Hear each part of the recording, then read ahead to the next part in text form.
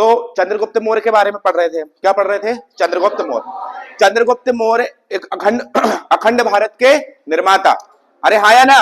अब आप मुझे एक बात बताइए कि चंद्रगुप्त मौर्य की पहली शादी किससे हुई थी? घनानंद की बेटी, घनानंद की बेटी। क्या नाम था इसका? दुर्धरा। चंद्रगुप्त मौर्य की दूसरी शादी किससे हुई थी? किससे हुई थी? कार्नेलिया। कार्नेलिया किसकी लड़की थी? कार्नेलिया थी सेल्यूकस निकेटर की लड़की। ठीक है ना? सही चल रहा है ना? ठीक। तो कार्नेलिया सेल्यूकस निकेटर की लड़की थी। अब चंद्रगुप्त मौर्य गद्दी पर बैठे हैं, गद्दी पर बैठे। चंद्रगुप्त मौर्य जिस समय गद्दी पर बैठे होते हैं उस समय अटैक कर देता है सेल्यूकस निकेटर। सेल्यूकस निकेटर कौन था? ये सेल्यूकस निकेटर सिकंदर का थल सेनापति, सिकंदर का थल सेनापति सेल्यूकस निकेटर जब अटैक करता है चंद्रगुप्त मौर्य के पास, चंद्रगुप्त मौर्य के ऊपर, तो उस समय समस्या सबसे बड़ी ये थी कि सेल्यूकस निकेटर को यह पता होता है कि गद्दी पर कौन बैठा है? घनानंद। गद्दी पर कौन बैठा है? घनानंद। अब घनानंद तो शराब के बारे में मैं बता चुका हूं आपको, शराब लड़कियों के प्रति आसक्त था, बहुत ज्यादा क्रूर था, बहुत घमंडी था और मूर्ख भी बोल सकते हैं आप इसको। लेकिन इसने कलिंग में नहरों का निर्माण करवाया था। ठीक है, ये ध्यान रखना। कलिंग कहां पर है? उड़ीसा। तो सेल्यूकस निकेटर को उस समय पता होता है कि भाई गद्दी पर घनानंद बैठा है मगध की, लेकिन गद्दी पर बैठ चुके होते हैं चंद्रगुप्त मौर्य। तो जब सेल्यूकस निकेटर जो सिकंदर का जो सेनापति होता है वो चंद्रगुप्त मौर्य के ऊपर जब अटैक करता है तो चंद्रगुप्त मौर्य उसे क्या कर देते हैं? हरा देते हैं। किसको? Seleucus Nicator. तो सेल्यूकस निकेटर जब हार जाता है तो वो अपनी लड़की, क्या नाम था इसकी लड़की का? कार्नेलिया, इसकी शादी किससे कर देता है? चंद्रगुप्त मौर्य। है या ना? अब कार्नेलिया से जब शादी होती है चंद्रगुप्त मौर्य की, ठीक है, तो चंद्रगुप्त मौर्य कार्नेलिया से पूछते हैं कि भाई तेरे पिता ने मेरे ऊपर अटैक क्यों किया था, ये बता, क्यों किया था? तो कार्नेलिया ने बोला कि मेरे पापा को हाथी बहुत पसंद है, मतलब सेल्यूकस निकेटर को हाथी बहुत पसंद है और उन्हें हाथी चाहिए, तो हाथियों के लालच में उन्होंने आपके ऊपर अटैक किया। तो सेल्यूकस निकेटर ने बोला कि यार देखो, जितनी तुम खूबसूरत हो, इस खूबसूरती के आगे तुम्हें क्या ही कहूं, मैं बड़ा भाग्यवान हूं जो आपके पिता ने मुझ पर अटैक किया और हार गए और आपसे मेरा विवाह किया, नहीं तो आपसे मैं मिल ही नहीं पाता। तो मैं आपसे इतना प्रेम करता हूं, हाथी क्या बड़ी चीज है। उसने अपने ससुर को, मतलब सेल्यूकस निकेटर को, चंद्रगुप्त मौर्य ने 500 हाथी उपहार में दिए थे। कितने हाथी? और क्या बोला? जाओ ससुर जी मौज करो, जाओ ससुर जी। तो 500 हाथी किसने किसे दिए हैं इतिहास में? सेल्यूकस निकेटर को दिया है। किसने दिए हैं? चंद्रगुप्त मौर्य ने।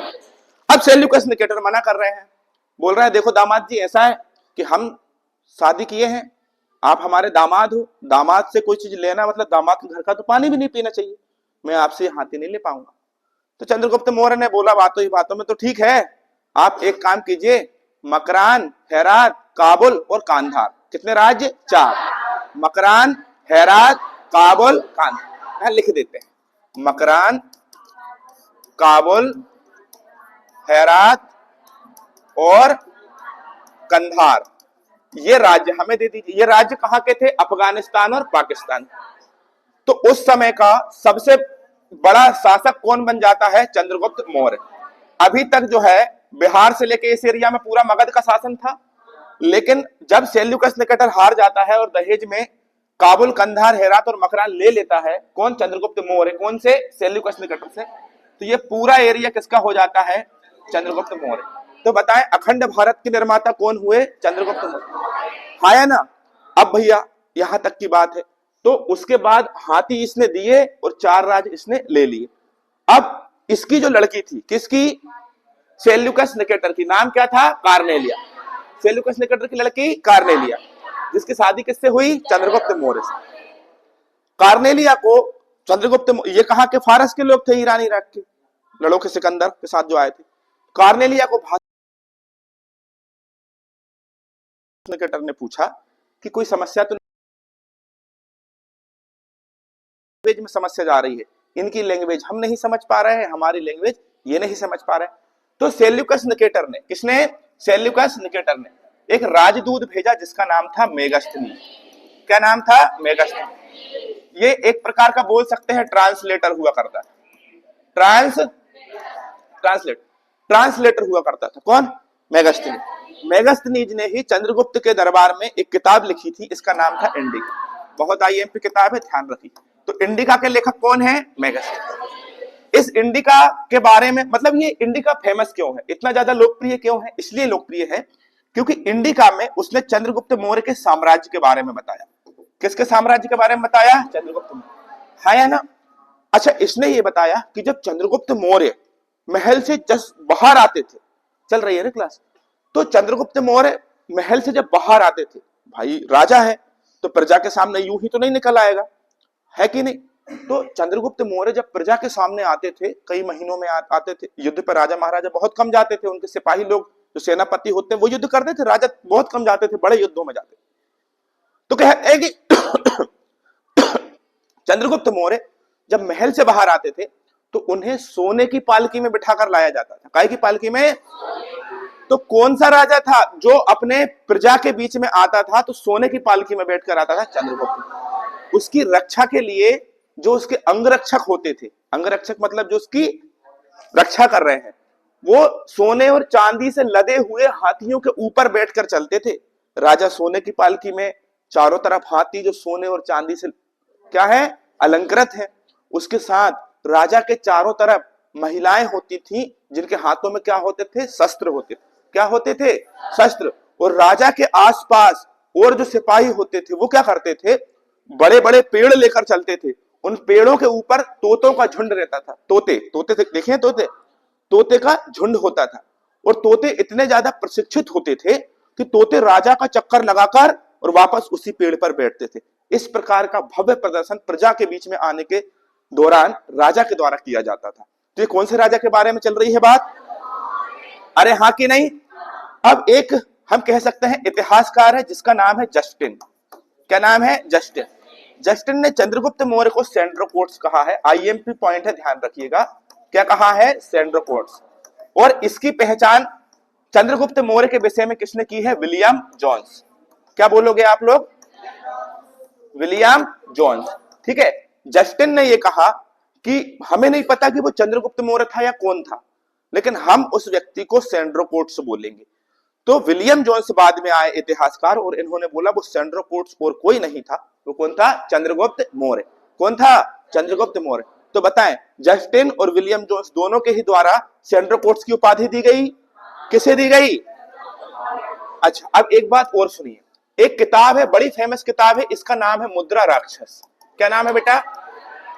और मुद्रा राक्षस के लेखक कौन है? विशाख दत्त। कौन है? विशाख दत्त। तो मुद्रा राक्षस के जो लेखक है विशाख दत्त, विशाख दत्त के द्वारा एक बात कही गई। ये कही गई कि जो चंद्रगुप्त मौर्य थे ये कोई बड़े ऊंचे घराने के या बड़े ऊंचे कुल के नहीं थे। एक सड़क पर चलते हुए निम्न जाति का व्यक्ति था। कैसी जाति का व्यक्ति था? और निम्न जाति का मतलब क्या होता है? इन्होंने अपने शब्दों में बोला था वृषल। क्या बोला था? तो विशाख दत्त ने यह कहा था कि चंद्रगुप्त मौर्य वृषल जाति के मतलब निम्न कुल के व्यक्ति हैं। कैसे कुल के व्यक्ति हैं? लेकिन निम्न कुल के जरूर है, पर इनको जीत दिलवाने में सबसे बड़ा योगदान किसका रहा था? चाणक्य। किसका रहा? चाणक्य। चाणक्य किसके गुरु थे? जल्दी बताओ। चंद्रगुप्त मौर्य। किसके गुरु थे? चंद्रगुप्त। हाँ या ना?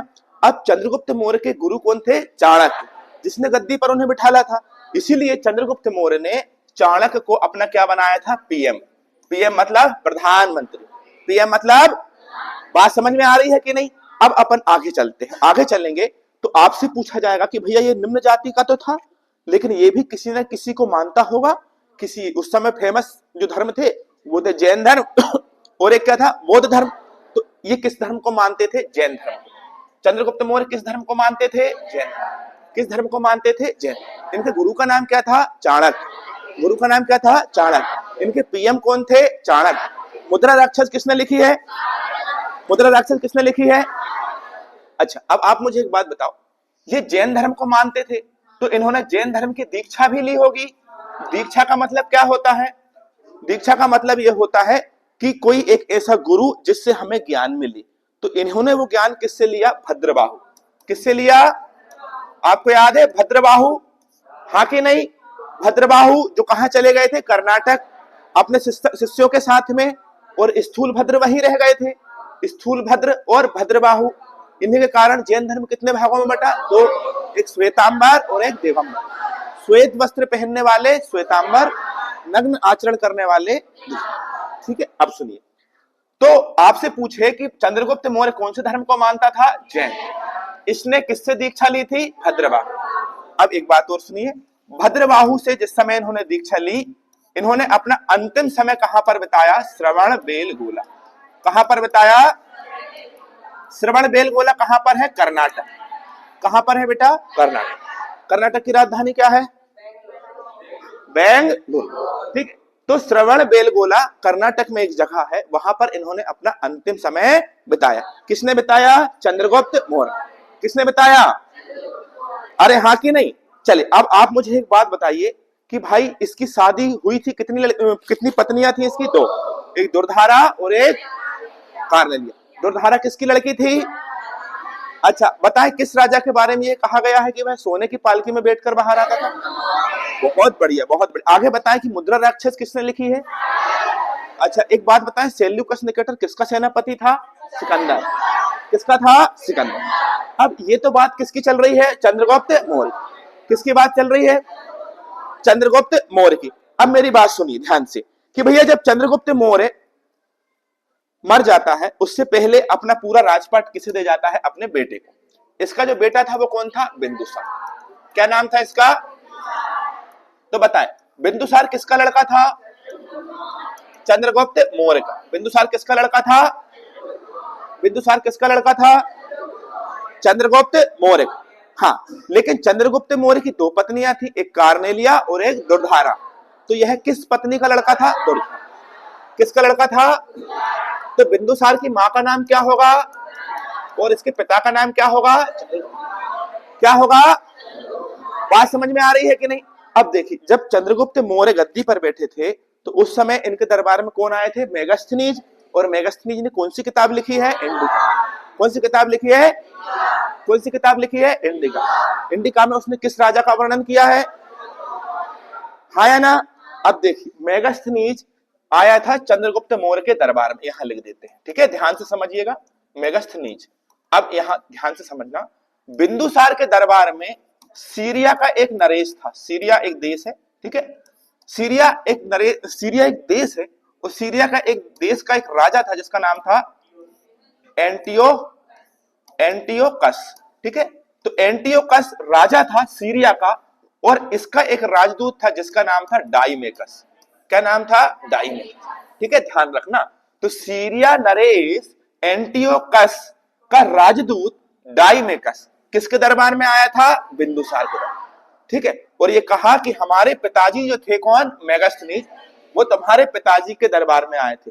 हमारे पिताजी तुम्हारे पिताजी के दरबार में आए थे, हम तुम्हारे दरबार में आए हैं। जब डाइमेकस की ये बातें बिंदुसार ने सुनी तो डाइमेकस से पूछा बिंदुसार ने कि तुम आ तो गए हो, पर कुछ उपहार लाए कि नहीं? कि भैया हमें नहीं पता आपको उपहार में क्या पसंद है। तो इन्होंने बोला कि हमें उपहार में क्या लाकर दो? मीठी शराब। अगली बार आओगे तो क्या लेकर आना? मीठी शराब। और क्या लेकर आना? अंजीर। अंजीर देखा है? तो मीठी शराब और अंजीर किसने मंगाई थी? किसने मंगाई थी? किसने मंगाई थी? अब देखो, ये आपका प्यारा भारत है, ये आपका प्यारा भारत है। ठीक है बेटा, समझ में आ रही है ना बातें? तो ये आपका पूरा मगध वाला राज्य है। तो मगध वाले राज्य में ये हिस्सा जम्मू कश्मीर वाला लगभग पूरा हिस्सा हमारे अंदर में था। किसके अंदर में? बिंदुसार के समय। तो यहां ऊपर इस तरफ सिंधु नदी, और सिंधु के बाद कौन सी नदी? झेलम नदी। झेलम नदी, इसके बीच का जो क्षेत्र था ये वाला भारत में, यहां पर एक विद्रोह हो जाता है, बहुत बड़ा विद्रोह हो जाता है। विद्रोह में मारकाट चालू हो जाती है। तो जब विद्रोह बड़ा होता है तो उस समय पर बिंदुसार बोलता है कि भैया विद्रोह को दबाना चाहिए, नहीं तो ऐसे में पूरी प्रजा बहकावे में आ जाएगी, विद्रोह बढ़ेगा और मेरी फांसी लग जाएगी गले की। तो फिर इसने क्या किया? इसका एक तत्कालीन सेनापति था जिसका नाम था सुसीम। क्या नाम था? सुशील नहीं, सुसीम, यहां लिख देते हैं। ठीक है, तो इसका सेनापति का नाम क्या था बेटा? सुसीम। तो सुसीम से इसने बोला कि जाओ तत्काल और जाकर क्या करो? ये विद्रोह को शांत करो। कहां के विद्रोह को? सिंधु और झेलम नदी के बीच का जो क्षेत्र था, जम्मू कश्मीर और पंजाब हरियाणा वाले इलाके में, वहां पर जाओ और वहां जाकर क्या करो? विद्रोह को शांत करो। सुसीम गया सेना लेकर और विद्रोह करने वाले लोगों को सजा देना चाहा, लेकिन विद्रोही इतने उपद्रवी थे, उन्होंने सुसीम को पकड़ा, भयंकर मारा सुसीम को। सुसीम की बोलती बंद हो गई। सुसीम बोले, अरे बाप रे, ये तो बहुत बुरी स्थिति। सुसीम लथड़ियाए हुए कुत्ते की तरह वापस पहुंचता है। कहां पहुंचता है? बिंदुसार के दरबार में, और बोलता है, राजा जी, आप हमें पिटने के लिए पहुंचाए थे क्या? बता तो दिए होते, वहां के लोग बहुत खतरनाक है, आपने हरियाणा के लोग देखे ही हैं, एकदम जाट लोग। भयंकर मारा सुसीम को। बिंदुसार ने बोला, रुको जरा, उनको बताते हैं। बिंदुसार ने ये सूचना किसको पहुंचाई? अपने पुत्र। बिंदुसार के पुत्र का नाम क्या था? अशोक। और अशोक एक राजा का बेटा, लेकिन मध्य प्रदेश में एक अवंती नाम का राज्य था, यहाँ का क्या था? वो राज्यपाल। यहाँ का क्या था बेटा? राज्यपाल। तो अवंती का राज्यपाल कौन था? अशोक। अशोक को ये जानकारी मिलती है, उसके पिता भेजते हैं कि बेटा एक काम कर, तू जम्मू कश्मीर वाले इलाके में विद्रोह हुआ है, वहां उन लोगों ने सुसीम को बहुत मारा, तेरे सुसीम चाचा को बहुत मारा, लग गई। बोलते अच्छा। सुसीम बहुत पिटा। अशोक को पता चला, पिताजी का संदेश मिला। अशोक ने अपने दोस्तों को बोला, चलो रे निकालो फॉर्च्यूनर। उस समय फॉर्च्यूनर क्या थी? उनके घोड़े ही उनकी फॉर्च्यूनर थी, है ना। ईरानी घोड़े थे, बड़े बड़े घोड़े निकाले, फौज तैयार करी और विद्रोहियों को जाके एकदम काट डाला एक तरफ से। मैंने परसों के दिन बताया भी था आपको, बाहुबली मूवी में जो क्या भल्लाल देव, उसका वो रथ होता है ना, एकदम आगे चक्र लगा होता है, वो काटते हुए चल, ऐसा अशोक ने एक तरफ से जितने विद्रोह कर रहे थे सबको कटवा दिया। अशोक बहुत खतरनाक था। मार काट तो उसके लिए ऐसा था कि जैसे किसी गुलाब के पेड़ से गुलाब का फूल तोड़ रहे हैं। कटवा दिया एक तरफ से। फिर वहां पर खड़े होकर बोला, और कोई विद्रोही, किसी को कोई समस्या है? जो लोग विद्रोही ने दो चार ने और हाथ उठा, उनको भी कटवा। अब किसी को कोई समस्या नहीं, विद्रोह क्या हो गया? शांत। तो ये उसी समय से अशोक नाम का जो राजा था, किसका लड़का था ये? बिंदुसार का। अशोक नाम का जो राजा था ना, मतलब जो व्यक्ति था, ये शुरू से ही बहुत उत्कांडी रहा है। मार काट इसके लिए एकदम बहुत छोटी चीज हुआ करती थी, किसी को भी कटवा देता था। भाई अवंती का राज्यपाल, उसका बाप मगध जो साम्राज्य था उसका राजा। अब आपसे क्वेश्चन पूछेगा कि भैया बिंदुसार जो थे ये गद्दी पर कब बैठे थे? तो यहां एक चीज याद रखना, बिंदुसार गद्दी पर बैठे थे 298 ईसा पूर्व। कब बैठे थे? 298। ठीक है। इसने, बिंदुसार ने कोई बहुत बड़े झंडे नहीं गाड़े। ये जितना भी इसका साम्राज्य चला है, इसके सेनापति और अशोक की दम पर इसका साम्राज्य चला। लेकिन यह एक बहुत बड़े राजा का पुत्र था। इसके बाप का नाम क्या था? चंद्रगुप्त मौर्य। और इसके बेटे का नाम क्या था? अशोक। तो यह एक बहुत बड़े पिता का पुत्र था और एक बहुत बड़े पुत्र का पिता था। लेकिन ये स्वयं कुछ नहीं था, बहुत बड़े पुत्र का पिता था। इसका पुत्र कौन था? अशोक। चलिए अब ये देखिए कि इसने फिर भी अपनी सरनेम या अपनी उपाधि, सरनेम बोल रहे हैं, उपाधि क्या रखी थी? अमित्रघात। अमित्रघात। तो याद रखना, इतिहास में अमित्रघात किसे कहा जाता है? इसका मतलब होता है शत्रु विनाशक। क्या होता है बेटा? शत्रु विनाशक। बताएं, अमित्रघात जो है इसकी उपाधि का मतलब क्या है? शत्रु। तो इतिहास में किसे अमित्रघात के नाम से जानते हैं? और ध्यान रखना, जैन ग्रंथों में इसे कहते हैं सिंहसेन। जैन ग्रंथों में क्या कहते हैं? जैन ग्रंथों में से क्या कहते हैं? इसके पास 500 मंत्रियों वाली मंत्री परिषद थी। इसके मंत्री परिषद में कितने सदस्य थे? 500। कितने सदस्य थे? 500। 500 सदस्य थे। और उन 500 सदस्य वाली मंत्री परिषद को खल्लाटक कहते थे। क्या कहते थे? खल्लाटक। यहां पर लिख देते हैं कि किसकी मंत्री परिषद को खल्लाटक कहा जाता है? बिंदुसार। गद्दी पर कब बैठा? 298। लेकिन अब 298 में गद्दी पर बैठा, इसके बाद इसका लड़का गद्दी पर बैठता है 269 में। इसके लड़के का नाम क्या होता है? अशोक। क्या होता है? अशोक, या अशोक महान भी इसे कहा जाता है। क्यों कहा जाता है? इतिहास में एक ऐसा राजा जिसके बारे में आपको सबसे ज्यादा पढ़ने और सुनने के लिए मिलेगा। अशोक अपने आप में एक नाम नहीं था, अपने आप में एक ब्रांड था, क्योंकि समय के साथ इसने मारकाट तो मचाई, लेकिन बाद में ये बहुत धार्मिक हो गया था। चलो इसके बारे में हम पढ़ने के लिए चलते हैं। सबसे पहले मैं इसके बारे में आपसे बताऊं तो भाई इसके पिता जो थे वो कौन थे? बिंदुसार। कौन थे? बिंदुसार। इसकी माता का नाम था सौभद्रांगी। अशोक की माता का नाम क्या था? सौभद्रांगी। सौभद्रांगी। क्या नाम था? सौभद्रांगी। अच्छा, इसका जन्म कब हुआ था? 304 ईसा पूर्व। इसका जन्म कब हुआ था बेटा? 304 ईसा। किसका जन्म हुआ था? अशोक का। ठीक है। यह किसका लड़का था? बिंदुसार का। इसकी माँ का नाम क्या था? सुभद्रा। क्या नाम था? सुबेदार। अब जैसे ही ये गद्दी पर बैठता है, गद्दी पर बैठने के पूरे पूरे 8 साल के बाद, कितने साल के बाद? 8 साल के बाद क्या होता है? 8 साल के बाद ये कलिंग का युद्ध करता है, कलिंग पर अटैक करता है। कहां अटैक करता है? कलिंग, कलिंग पर आक्रमण करता है। कलिंग क्या है बेटा? कलिंग एक जगह का नाम है, वर्तमान में वो जगह कहां पर है? उड़ीसा। कहां पर है? उड़ीसा। उड़ीसा की राजधानी क्या है? भुवनेश्वर। क्या है? भुवनेश्वर। ठीक है, तो कलिंग पर आक्रमण किया 8वें साल। तो 269 ईसा पूर्व की बात चल रही है। काय की बात चल रही है? ईसा पूर्व की। तो 8 साल घटा दो बेटा, कब की बात है? 261 ईसा पूर्व। ठीक है, तो बताएं किस राजा ने 261 ईसा पूर्व कलिंग पर अटैक किया था? अशोक किसका लड़का था? बिंदुसार। इसकी मां का नाम क्या था? इसका जन्म कब हुआ था? 304। गद्दी पर कब बैठा? 269। और इसने कलिंग पर अटैक कब किया? अरे हाँ या ना? अब मेरी बात सुनो, कलिंग पर इसने अटैक किया, यह जानकारी आपको कहां से मिलती है? तो स्वयं अशोक ने 13वां जो अभिलेख लिखा, अशोक के कुल अभिलेखों की संख्या है 14, तो उसका जो 13वां अभिलेख है, उस 13वें अभिलेख में अब क्या लिखा है उसने? कि हमने काय पर अटैक किया था? कलिंग पर। तो अशोक के कलिंग आक्रमण की जानकारी किससे मिलती है? 13वें अभिलेख। अभिलेख क्या होते हैं? पत्थर पर लिखी गई इबारत को ही अभिलेख कहते हैं। ठीक है, अभिलेख 2-3 प्रकार के होते हैं, एक स्तंभ लेख होता है, एक गुहा लेख होता है कि नहीं? एक अभिलेख होता है स्वयं। तो स्तंभ लेख मतलब पिल्लर, पिल्लर देखा है? पिल्लर, तो ऐसा पिल्लर बनवा दिया, उस पर कुछ लिख दिया। अच्छा, इससे होता क्या है? देखिए, किताब और पन्ने में लिख के जाएंगे तो वो फट जाएंगे, लेकिन पत्थर पे लिखी चीजें मिट सकती है क्या? नहीं। टूट फट सकती है क्या? नहीं। तो अशोक के 13वें अभिलेख से हमें किसकी जानकारी मिलती है? अरे बोलो, हाँ कि नहीं? अब कलिंग के राजा हुए, कलिंग के राजा का नाम क्या था? खारवेल। ध्यान रखिएगा, कलिंग के राजा का नाम क्या था? खारवेल। और इन्होंने भी एक अभिलेख लिखवाया था, उस अभिलेख का नाम था हाथी गुम्फा अभिलेख। कौन सा अभिलेख बेटा? हाथी। तो कलिंग के राजा खारवेल ने हाथी गुम्फा अभिलेख लिखवाया। ठीक है, और उस समय हाथी गुम्फा अभिलेख में भी इन्होंने 261 ईसा पूर्व में कलिंग पर हुए आक्रमण के बारे में जानकारी दी है। लेकिन उस समय ध्यान रखिएगा, उस समय कलिंग के राजा खारवेल नहीं थे। खारवेल बहुत बाद के राजा हुए जिन्होंने, उस समय अगर आपसे पूछे कि कलिंग के राजा कौन थे जिस समय अशोक ने अटैक किया था, तो उस समय कलिंग के राजा थे नंदराज।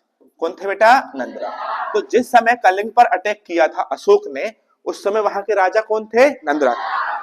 कलिंग अटैक या कलिंग पर आक्रमण या कलिंग युद्ध इतना ज्यादा क्यों फेमस है? इसलिए फेमस है क्योंकि जब उस समय का सबसे बड़ा युद्ध था, विनाशकारी, इतना गंदा युद्ध था कि वहां पर खून की नदियां बह गई थी।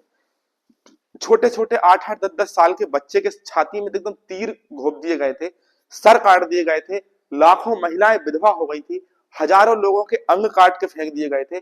इतना भयंकर भीषण नरसंहार हुआ था कि देखा जब अशोक ने वहां जाकर युद्ध के मैदान में, तो वो कांप गया था। क्या हो गया था? कांप गया था। उसने कहा, इतनी मौतों का जिम्मेदार मैं अकेला, इतनी मौतों का जिम्मेदार मैं अकेला। उसके बाद उसका हृदय परिवर्तित हुआ। क्या परिवर्तित हुआ? हृदय। कि अब किसी से मारकाट नहीं करना, अब किसी से मारकाट नहीं करना। तो अशोक का एक भतीजा था। अशोक का कौन था बेटा? एक भतीजा। ठीक है, ध्यान रखिएगा, अशोक का एक भतीजा था और इसके भतीजे का नाम क्या था? इसके भतीजे का नाम था निग्रोध। इसके भतीजे का नाम क्या था बेटा? निग्रोध।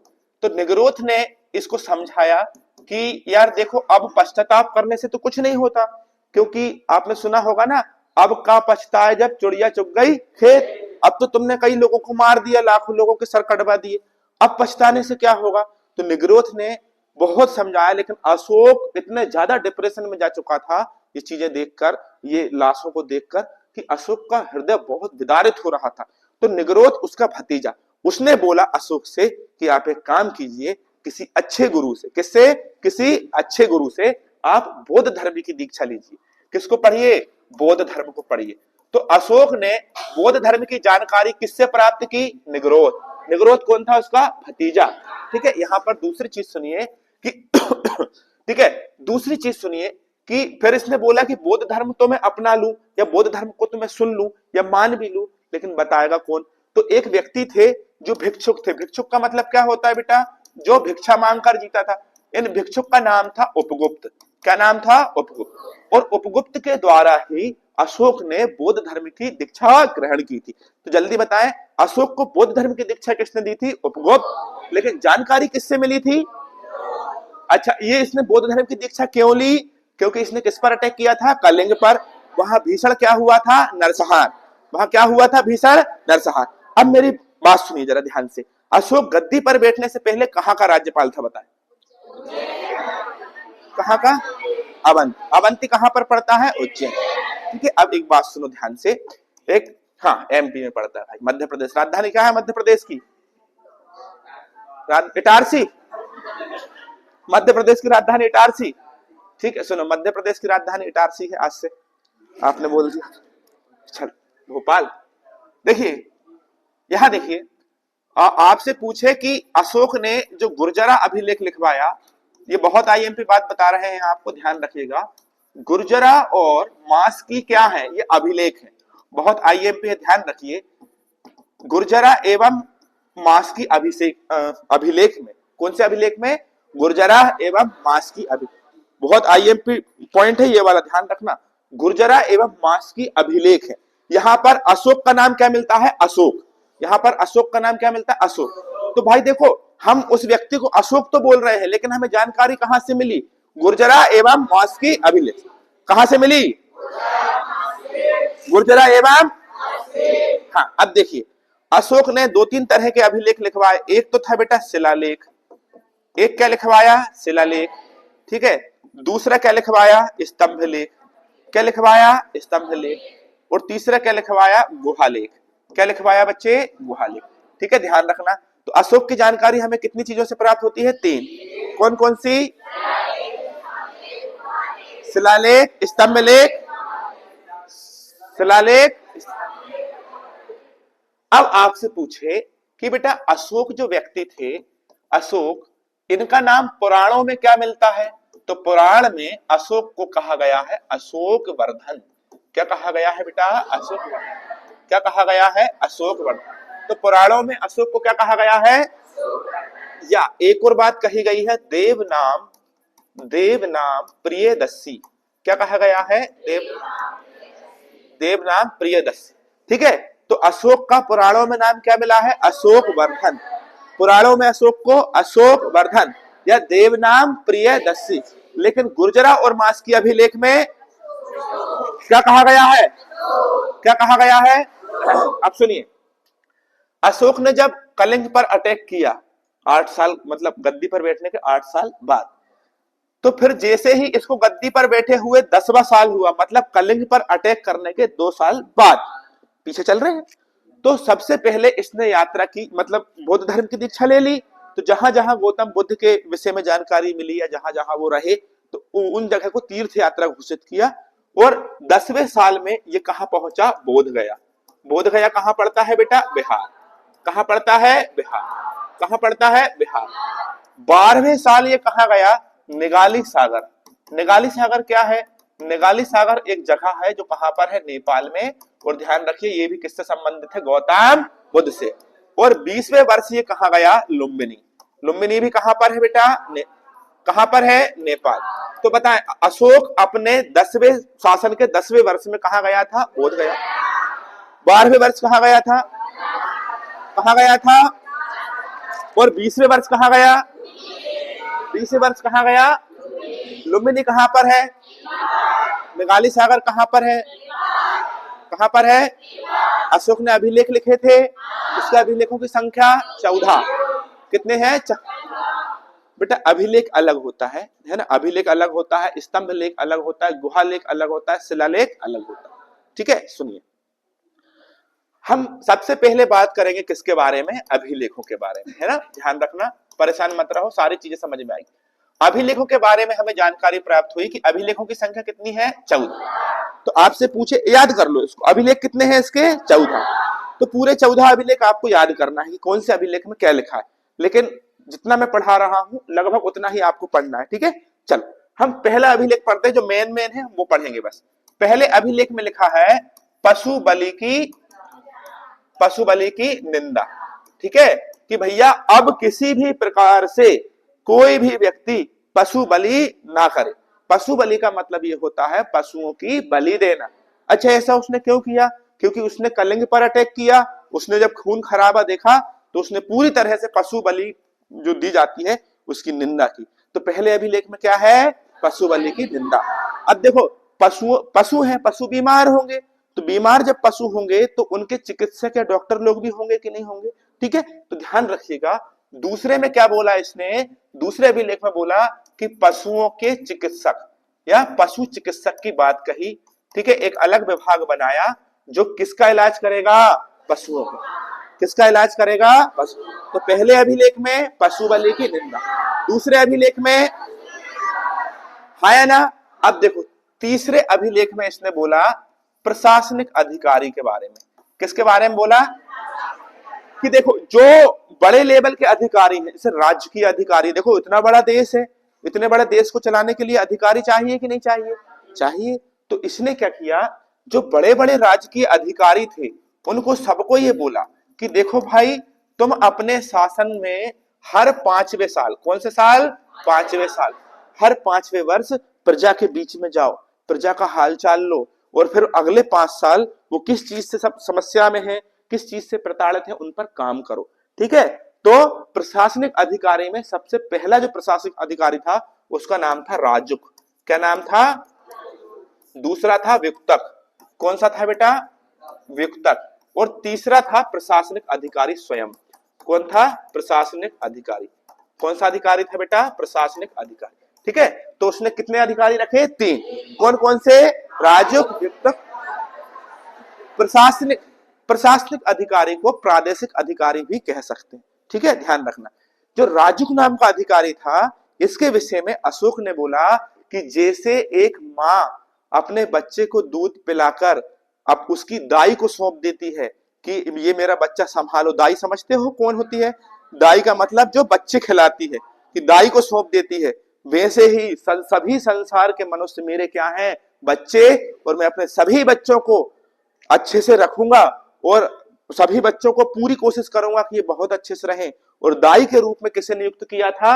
राजुक। इसके रहते संसार में जहां तक अपना शासन चलता है, किसी को अब किसी प्रकार की कोई समस्या हमसे या हमारे राज्य प्रशासन से नहीं होनी चाहिए। तो बताएं, पहला अधिकारी कौन था? राजुक। ठीक है, अब देखिए चौथे में क्या लिखा है।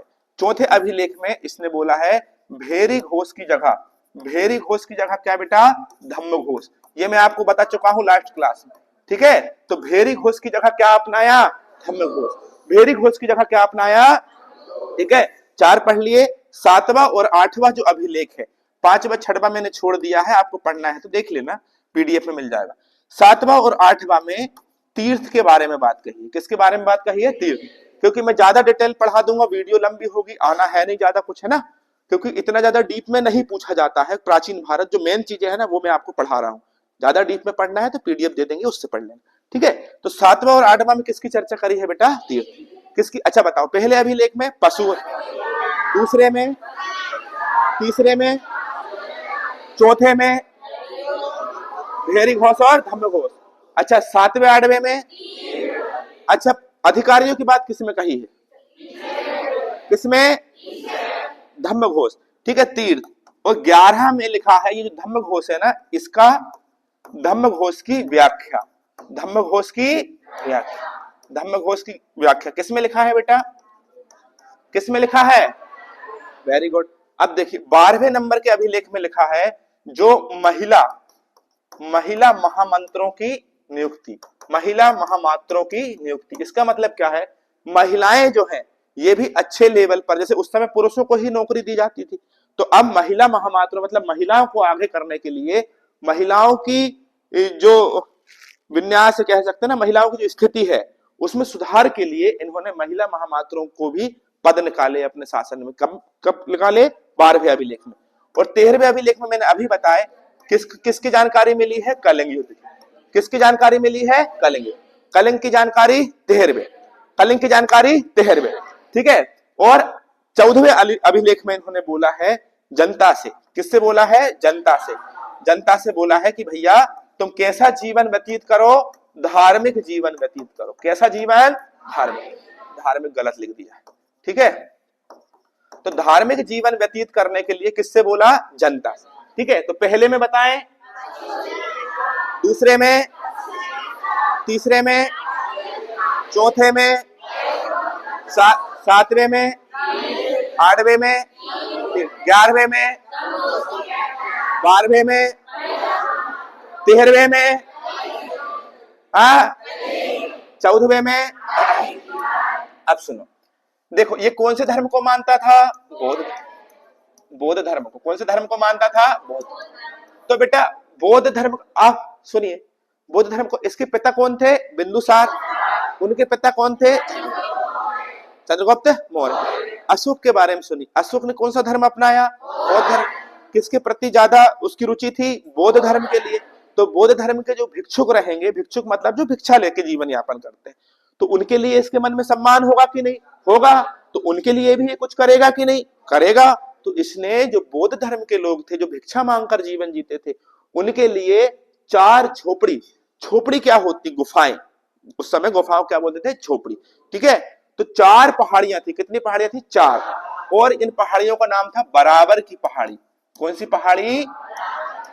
और बेटा आज भी ये पहाड़ी मौजूद है। कहां पर है ये? बिहार में। कहां पर है? तो बराबर की पहाड़ी कहां पर है? बिहार। तो बराबर की जो पहाड़ी है बिहार में, वहां पर 4 गुफाएं किसको दी थी इन्होंने? बौद्ध भिक्षुकों। कितने लोगों को दी थी? ठीक है। इनका नाम था कर्ज, चौपार, सुदामा और विश्व झोपड़ी। बहुत आईएमपी प्रश्न है, ध्यान रखिएगा, ठीक है। तो क्या नाम था इनका? कर्ज, चौपार, सुदामा और क्या बोलोगे भाई? कर्ज, चौपार, सुदामा और, ठीक है। तो बौद्ध भिक्षुक पूछ ले, चाहे आजीवक पूछ ले, ठीक है। तो आजीवक भी क्या है? एक संप्रदाय। तो आजीवक भी पूछ सकता है आपसे, है ना। कहीं पर अलग मिलेगा आपको, कहीं पर अलग मिलेगा, दोनों ही सही है। तो आजीवकों के लिए पूछ ले, तो आजीवकों के लिए इसने कितनी गुफाएं दी थी? 4। विश्व, झोपड़ी, सुदामा, चौपार और, ठीक है। चल 4। अब आगे आपसे पूछे कि भाई इसका एक पोत्र आया। आगे चल के देखो, जो मौर्य वंश है, चंद्रगुप्त मौर्य के बारे में पढ़ा, बिंदुसार के बारे में पढ़ा, अशोक पढ़ रहे हैं। तो कहीं कहीं लिखा है कि 9 राजा हुए इनके वंश में, और कहीं कहीं लिखा है 10 राजा हुए, ठीक है। इतना ज्यादा डिटेल में नहीं जाना है आपको, है ना। क्योंकि अगर आप इसमें इतना डिटेल में चले जाओगे तो आपको 10 साल लग जाएंगे इतिहास पढ़ने में। कितने साल लग जाएंगे? 10। ना समय है क्या अपने पास? नहीं है। तो अपन केवल वो पढ़ेंगे जो एग्जामिनर आपसे पूछ रहा है, ठीक है। चलिए, तो यहां पर इसका एक पौत्र हुआ। पौत्र मतलब इसके बेटे के बेटे का बेटा कोई हुआ होगा, उसका नाम क्या था? दशरथ। क्या नाम था? दशरथ ने भी आजीवकों के लिए एक गुफा प्रदान की, जिसका नाम क्या था? नागार्जुन। क्या नाम था? नागार्जुन। और ये पेपर में आ सकता है, ध्यान रखिएगा। तो बताएं, दशरथ किसका पौत्र था? किसका? अशोक का। इसने कौन सी गुफा दी थी? कौन सी गुफा दी थी? कौन सी गुफा दी थी? ठीक है। अच्छा, अब एक बात सुनिए, अशोक इतना ज्यादा बौद्ध धर्म में लीन हो गया, इतना ज्यादा हो गया कि इसने अपनी एक बेटी थी जिसका नाम था संघमित्रा। क्या नाम था बेटी का? संघमित्रा से बोला, बेटा तू पढ़ाई लिखाई छोड़ और तू कहां चले जा? श्रीलंका। और इसका एक लड़का भी था जिसका नाम क्या था? महेंद्र। क्या नाम था? महेंद्र। तो संघमित्रा लड़की और महेंद्र इसका लड़का, दोनों को कहां पहुंचाया? श्रीलंका। और बोला जाओ और श्रीलंका में बौद्ध धर्म का प्रचार करो। इसी की देन है, आज भी श्रीलंका में 80% किस धर्म को मानते हैं? बौद्ध धर्म। तो किसकी देन है ये? अशोक। किसकी देन है ये? है ना, किसकी देन है? अशोक। तो इसके बेटे का नाम क्या था? महेंद्र। और लड़की का नाम क्या था? क्या नाम था? समझ रहे हैं बात को? अब एक बात और सुनिए, इसने बौद्ध धर्म के लिए स्तूप बनवाए, और इसके द्वारा बनाए गए कुल स्तूप कितने थे? 84,000। और सबसे ज्यादा स्तूप इसने कहां बनवाए? सांची। और सांची कहां पर पड़ता है? एमपी। और मध्य प्रदेश की राजधानी क्या है? इटारसी, है ना, ठीक है। मध्य प्रदेश की राजधानी क्या है? भोपाल, ठीक है। चलिए, तो बताएं इसने कितने स्तूप बनवाए? 84,000। सबसे ज्यादा स्तूप सांची। सांची कहां पर है? एमपी। तो आपसे पूछे सबसे ज्यादा बौद्ध स्तूप किसने बनवाए? किसने बनवाए? अशोक। अब सुनिए, यहीं पर बना देते हैं इसको, ज्यादा बड़े पीडीएफ देखोगे तो दिक्कत हो जाएगी। ठीक है, चलो यहां अब इसके जो स्तूप थे ये 4 लिपियों में मिलते हैं। पहली लिपि है बेटा ब्राह्मी, दूसरी है खरोष्टी, ठीक है, और तीसरी है ग्रीक, और चौथी है अरमाइक। चौथी कौन सी है बेटा? है ना, ध्यान रखिएगा, ब्राह्मी, खरोष्टी, ग्रीक, अरमाइक। कितनी लिपि है? 4। तो अशोक की लिपि कितनी है? 4। लिपि मतलब लेखन संबंधी कार्य, मतलब 4 तरीकों से इसने अभिलेख लिखे हैं, ब्राह्मी, खरोष्टी, ग्रीक, अरमाइक। ध्यान रखिएगा, जो ग्रीक और अरमाइक के बारे में अगर मैं आपसे बात करूं तो ये ग्रीक और अरमाइक जो है बेटा ये पाकिस्तान और अफगानिस्तान में, कहां पर बेटा? पाकिस्तान अफगानिस्तान में जितने भी अभिलेख आपको मिलेंगे वो कहां पर मिलेंगे? कौन सी भाषा में मिलेंगे या कौन? ठीक है, आपसे पूछे कि भैया सबसे ज्यादा ग्रीक और अरमाइक ये मिले हैं तो आप बताना अफगानिस्तान। कुछ पाकिस्तान के हिस्से में भी मिले हैं। ग्रीक और अरमाइक लिपि है, जैसे यहां पर लेफ्ट टू राइट लिखते हैं, है ना, लेफ्ट से राइट, तो कुछ लिपि में राइट से लेफ्ट लिखते हैं, कुछ लिपि में लेफ्ट से राइट लिखते हुए, राइट से लेफ्ट लिखते हुए। तो ये लिपि है, लिखने की कला। ठीक है, तो ग्रीक और अरमाइक जो लिपियां हैं, पानी मिलेगा क्या?